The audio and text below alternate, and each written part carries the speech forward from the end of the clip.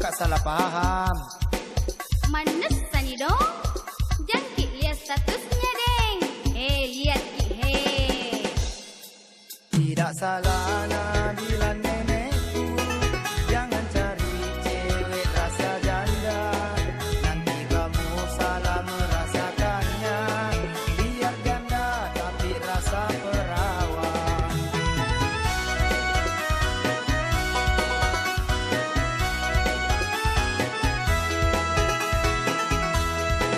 Hai cowok jangan kira egois. Laki-laki banyak juga macamnya. Aku cowok tapi ada istrinya. Biar duda yang penting dia jujur.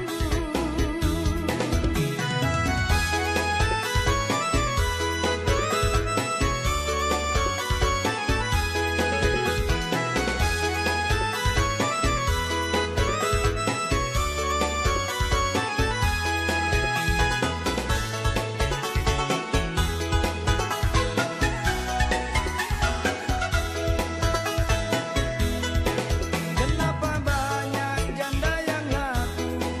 Karena janda tinggi pengalamannya. Kenapa cewek susah dilamar? Karena cewek tinggi wampa naiknya. Kalau mau Ki mencari jodoh, kawin Ki dulu baru pacaran. Daripada pacaran baru kawin, bisa-bisa nanti cerita. Jalan-jalan ke kota Pindrang, lihat cewek banyak yang cantik. Banyak cantik satu yang ku suka, dia janda manis orangnya.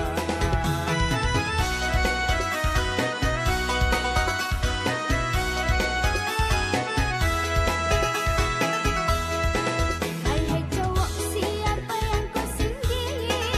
Hati-hati dengan mulutmu itu. Kenapa janda yang kau suka? Nah banyak tonji cewek yang jomblo. Pokoknya kalau saya Ndi lebih baik janda daripada gadis. Terlanjur tomaki, nanti dicarita. Hei, cerita? Wedeng, misen itu